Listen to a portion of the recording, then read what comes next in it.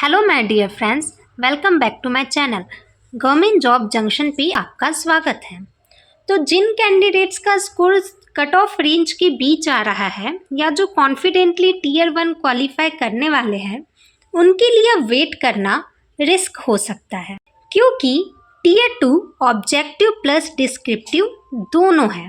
Tier 2 descriptive paper luck पर नहीं, सिर्फ प्रैक्टिस पर निकलता है। टाइम बहुत लिमिटेड है, इसलिए जो टीयर 2 में डिस्क्रिप्टिव राइटिंग की डिसिप्लिन्ड प्रैक्टिस स्टार्ट करना चाहते हैं, उनके लिए हम ला रहे हैं टॉप 100 प्रैक्टिस सेशन। इस वीडियो में मैं आपको इन टॉप 5 क्वेश्चंस के आंसर लिख के बताऊंगी, जिससे आपकी प्रैक्टिस हो जाएगी। ये क्वेश्चंस प्रीवियस एग्जाम में आ चुके क्वेश्चंस हैं, प्लस हमारी टीम ने जो सबसे बेस्ट बनाए क्वेश्चंस है उनमें से है, तो इसकी 80% संभावना है कि एग्ज़ाम में आ सकता है। प्रैक्टिस करना ज़रूरी है और वही प्रैक्टिस हम आपको इस वीडियो के जरिए कराएंगे। चलिए बिना देरी के वीडियो शुरू करते हैं।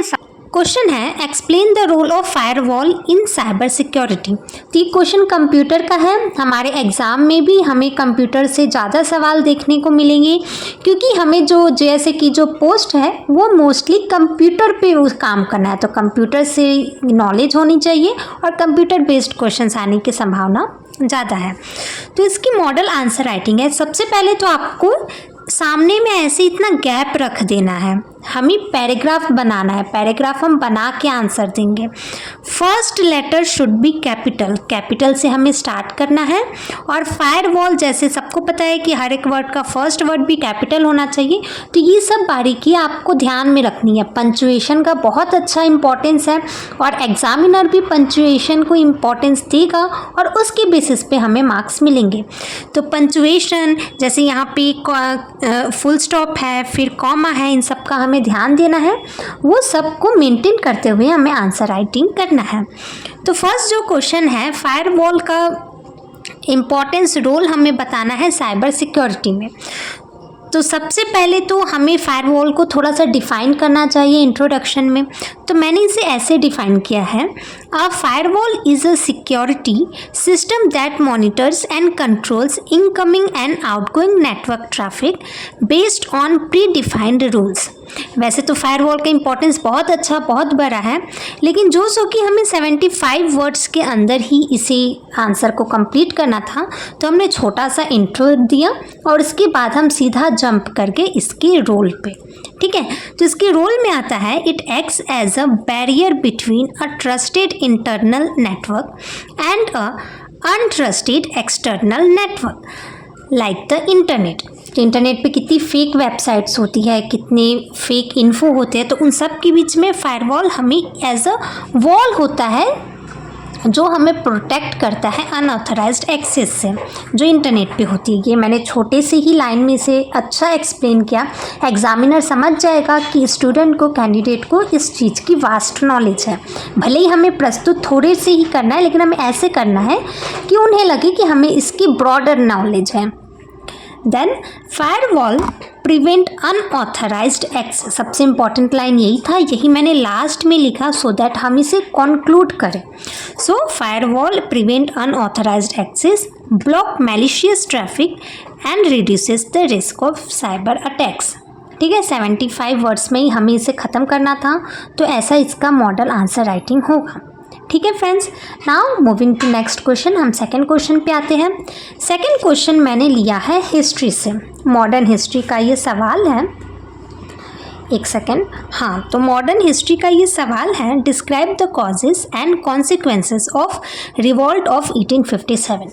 वैसे चाहे तो रिवॉल्ट ऑफ 1857 पे 50 वर्ड्स क्या, हम 50 पेजेस लिख सकते हैं, लेकिन जो सो कि हमें 50 वर्ड्स में ही इसे डिफाइन करना था, इसलिए मैंने बहुत ही कंसाइज वे में इंट्रो और फिर लास्ट बीच में पैरा और लास्ट में कॉन्क्लूड किया है। देखिए, अगेन मैं आपको कहूँगी, फर्स्ट वर्ड कैपिटल रखिए, थोड़ा सा जगह रखिए, फिर आगे थोड़ी सी स्पेस आगे से कंटिन्यू कीजिए नेक्स्ट लाइन से, सो दैट आप एक पैरा मेंटेन कर सके। पैराग्राफ हमें मेंटेन करना है, पैरा वाइज हमें आंसर देना है। देन हमारा जो आंसर होगा, the revolt of 1857 was caused by British economic exploitation, annexation policies, disrespect for Indian traditions and the greased cartridges issue। तो देखो हमने एक ही लाइन में कितने सारे कॉजेस बता दिए। कॉजेस यानी हमें उसके कारण बताने थे। तो सबसे पहला मैंने बताया ब्रिटिश ने जो एक्सप्लॉयटेशन किया था वो। सेकंड, ब्रिटिश की जो एनेक्सेशन वाली पॉलिसीज थी, हड़प की नीति जिसे कहते हैं वो। थर्ड, जो इंडियंस के ट्रेडिशंस थे उनको जो वो डिसरिस्पेक्ट कर रहे थे, जिसके कारण कितने सारे रिवॉल्ट्स भी हुए, जैसे लाइक संथाल विद्रोह, है ना, ऐसे कितने सारे रिवॉल्ट हुए। तो वो जो इंडियन ट्रेडिशंस को डिसरिस्पेक्ट कर रही थी इस कारण से। फिर लास्ट जो सबसे इम्पॉर्टेंट एक मेन कॉज के रूप में आया था, जिसमें मंगल पांडे जैसे कई शूरवीर उभरे थे, ग्रीस्ड कार्ट्रिज। ये तो मेन लाइन होना ही चाहिए। अगर ये रिवॉल्ट ऑफ 1857 के कॉज में नहीं लिखा है मतलब आंसर इनकम्प्लीट है। तो हमने ग्रीस्ड कार्ट्रिज भी मेंशन किया। देन लास्ट में ये जो कॉन्सिक्वेंसेस उन्होंने पूछे तो उन्होंने दो क्वेश्चन एक ही इसमें का मतलब मिक्स करके पूछा था। तो लास्ट में हमने जोसो के 50 वर्ड्स में ही लिखना था, तो सीधे हम कॉन्सिक्वेंस पे आ गए थे, ज़्यादा मतलब कि उसका जो इम्पैक्ट वगैरह हुआ था वो सब बताने के बजाय। कॉन्सिक्वेंस में हम बता रहे हैं कि इन्होंने कंपनी के कंट्रोल को एंड कर दिया। पहले जो डायरेक्ट कंपनी रूल करती थी उसे एंड कर दिया और डायरेक्टली कंट्रोल आ गया ब्रिटिश ईस्ट इंडिया के हाथों में। तो ब्रिटिश क्राउन का फिर कंट्रोल चलने लगा। फिर मिलिट्री रीऑर्गेनाइजेशन भी उसका एक कॉन्सिक्वेंस था। अब ब्रिटिशर्स भी डर चुके थे तो उन्होंने 1:10 ऐसे रेशियोस बना चुके थे कि इंडियंस को हमें कम रखना है मिलिट्री में और ब्रिटिशर्स को फॉरेनर्स को ज़्यादा रखना है। तो मिलिट्री रीऑर्गेनाइजेशन ये कॉन्सिक्वेंस हो गया। फिर हमने बताया जो सबसे मोस्ट इम्पॉर्टेंट है वो है इंडियन नेशनलिज्म। जी हाँ, रिवॉल्ट ऑफ 1857 ने जो सबसे इम्पॉर्टेंट काम किया वो था लोगों के बीच में नेशनलिज्म की भावना को जागरूक किया, राष्ट्रीयता की भावना को जन्म दिया था रिवॉल्ट ऑफ 1857 ने। ये सबसे इम्पॉर्टेंट पॉइंट था जिस पे हमने कॉन्क्लूड किया।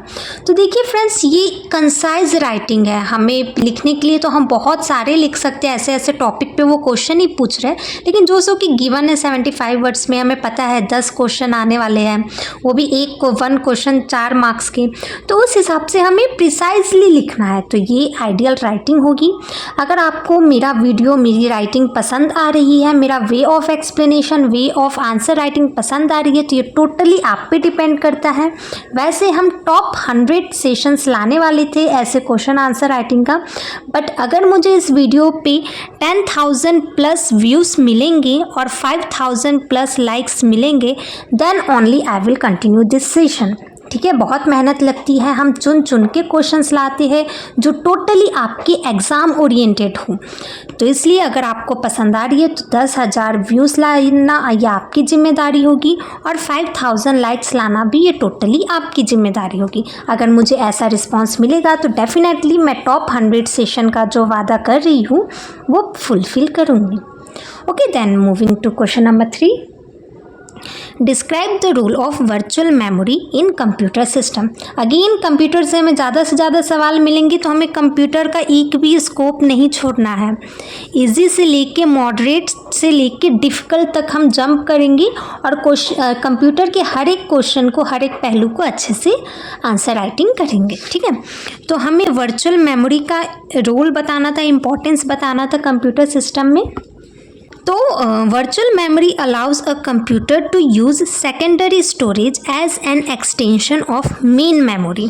देखो हमने फर्स्ट लाइन में कितना अच्छा छोटा सा इंट्रोडक्शन दिया है कि वर्चुअल मेमोरी जो है वो अलाउ कर रहा है कंप्यूटर को यूज़ करने के लिए सेकेंडरी स्टोरेज को as an extension for main memory. ठीक है, एक और चीज़ दोस्तों, ऐसे आंसर राइटिंग के लिए हमें कंसेप्ट क्लैरिटी बहुत इम्पॉर्टेंट होती है। एक एक चीज़ का हमें कंसेप्ट अच्छे से पता होना चाहिए, क्योंकि जब हम लिखते हैं तो वो हमारे लिखावट से, हम जो लिख रहे हैं उससे एग्जामिनर या कोई भी समझ जाता है कि बच्चे को कितनी उसकी नॉलेज है। अगर इसी के बदले मैं थोड़ा कंप्यूटर को इलेबोरेट कर देती, वर्चुअल मेमोरी को इलेबोरेट कर देती, तो वो सब टू द पॉइंट नहीं होता। 50 वर्ड्स में जो हमें लिखना है वो उसके अकॉर्डिंग नहीं रह जाता। तो इसलिए कंसेप्ट क्लैरिटी इंपॉर्टेंट है, तो आप कंसेप्ट पे भी अपनी पकड़ रखिए। और हाँ, आप हमसे टेलीग्राम पे भी जुड़ सकते हो, गवर्नमेंट जॉब जंक्शन इस नाम से हमारा टेलीग्राम चैनल है, आप वहाँ ज़रूर जुड़िए, ऐसे ही मैं आपको और प्रैक्टिस वहाँ कराऊंगी। Then it enables programs larger than physical RAM to run efficiently, improves multitasking, optimizes memory usage and ensures system stability by managing memory allocation between RAM and disk transparently।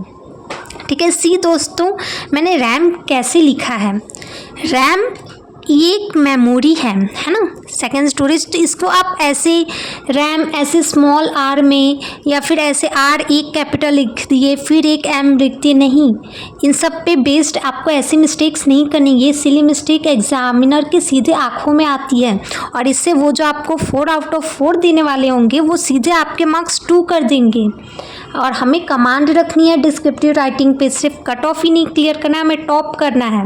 इसलिए ऐसे छोटी छोटी मिस्टेक्स को आप अच्छे से देखिए, punctuation, comma, full stop, paragraph making, RAM कैसे लिखा जाता है, रोम कैसे लिखा जाता है, किसे हमें कितना इंपॉर्टेंस देना है, ये सब बारीकियों पे ध्यान दीजिए। ठीक है, तो ये हमारा क्वेश्चन नंबर 3 था। ओके, देन हमारा क्वेश्चन नंबर 4 है, what is the importance of pivot table in MS Excel. उन्हें पता था कि पायोट टेबल कितना बड़ा वास्ट अच्छा खासा टॉपिक है, इसलिए इसको उन्होंने 50 वर्ड्स में नहीं 75 वर्ड्स में हमें एक्सप्लेन करने के लिए कहा। पायोट टेबल का इम्पोर्टेंस बताना है। देखिए फ्रेंड्स, अगेन मैं बोल रही हूँ, कंप्यूटर से ज़्यादा क्वेश्चन आएंगे, तो हम कंप्यूटर की किसी भी स्कोप को अनटच नहीं रखेंगे। ठीक है, सो इसका आंसर है इन MS एक्सेल। देखो ये MS एक्सेल कैसे लिखा जाता है, ऐसे नहीं कि आप MS ऐसे लिख रहे हो, एक्सेल ऐसे कर रहे हो, नहीं, ऐसे नहीं लिखना है। लिखने का जो वे ऑफ राइटिंग होता है उसे वही हमें सीखना है इस वीडियो में, और हम इसी के लिए है आपके साथ। तो MS एक्सेल ऐसी जो कंप्यूटर की जो ब्राउज़र्स है, जो कंप्यूटर के सिस्टम है, उसे लिखने का तरीका देखिए, इस वे में आपको लिखना है। In MS Excel a pivot table is important because it helps summarise, analyse and present large amounts of data quickly. देखिए हमने फर्स्ट 3 लाइन में ही बहुत अच्छा इन्हें शॉर्ट इंट्रो दिया है कि MS एक्सेल में पायोट क्यों इम्पॉर्टेंट है, क्योंकि वो हेल्प करता है समराइज में, एनालाइज में और प्रेजेंट करता है लार्ज अमाउंट ऑफ डेटा को क्विकली। ठीक है, देन हमने उनका इम्पोर्टेंस बताया कि it allows users to organise data by categories, calculate totals, averages and percentages and identify trends और पैटर्न्स। ठीक है, हमने बहुत अच्छे से इम्पोर्टेंस में बताया है कि पायोट टेबल जो रहता है MS एक्सेल का, वो अलाउ करता है यूज़र को ऑर्गेनाइज करने में डेटा को, कैटेगरी वाइज कैलकुलेट करता है, टोटल करता है, एवरेज, परसेंटेज ये सब निकालता है और आइडेंटिफाई भी करता है ट्रेंड्स को और पैटर्न्स को। ठीक है, फिर लास्ट में हमने इसे ऐसे कंक्लूड किया कि it makes complex data easy to understand. ये एक लाइन है ना कि it makes complex data easy to understand, ये इस एक लाइन में पायोट टेबल का बहुत बड़ा इम्पोर्टेंस ऑटोमेटिकली कवर हो जा रहा है। ठीक है, तो इस वे में हमें इसे कंक्लूड करना है। Then moving next, again computer से एक क्वेश्चन आया, what are the macros in MS office, how are they useful. 50 words में हमें एक्सप्लेन करना है। हम ये तो नहीं बोल सकते कि क्वेश्चन पेपर जो हमारे क्वेश्चंस आएंगे डिस्क्रिप्टिव के लिए वो इजी आएंगे, मॉडरेट आएंगे या डिफ़िकल्ट आएंगे, लेकिन हाँ, हम हमारी तैयारी तो अच्छे से कर सकते हैं ना। We will try to leave no stone unturned. तो इसलिए हमने हर एक स्कोप को अपने दिमाग में रख के अच्छे क्वेश्चंस बनाए हैं और आप तक पहुँचाए हैं। तो इसका आंसर हम ऐसे देंगे, macros in MS Office are recorded or written sets of instruction that automate repetitive task।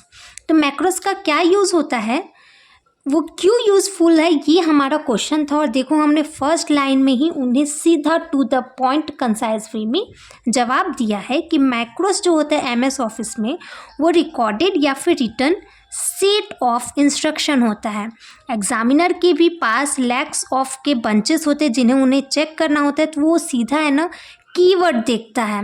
अगर उन्हें आंसर में कीवर्ड मिल जाए तो बस एग्जामिनर खुश, और 4 में से 4 आउट ऑफ 4 या 4 आउट ऑफ 3 तो कहीं नहीं गया, है ना। तो हमें वही कीवर्ड हर एक क्वेश्चन में रखना ही है। ऊपर में भी मैंने आपको बताया था, फिर हमने उसे इम्पोर्टेंस में बताया है कि they help save time, reduce human errors, increase productivity and perform complex actions with a single command in application like Word, Excel and PowerPoint। इस वे में 50 वर्ड्स में हमने इसे कंक्लूड किया है कि जो मैक्रोज होता है वो MS Excel, word, PowerPoint, इन सब में सेट ऑफ कमांड होते हैं जो कॉम्प्लेक्स एक्शंस को सिंगल कमांड के थ्रू इजीली परफॉर्म करता है। ठीक है फ्रेंड्स, तो ये थे हमारे टॉप 5 क्वेश्चंस। आज के लिए इतना ही। अगर आपको वीडियो पसंद आया हो तो चैनल को लाइक, सब्सक्राइब और शेयर ज़रूर करें। और हाँ, याद रखिए 10,000 व्यूज़ और 5,000 लाइक्स के बाद ही हम मिलेंगे अगले सेशन में।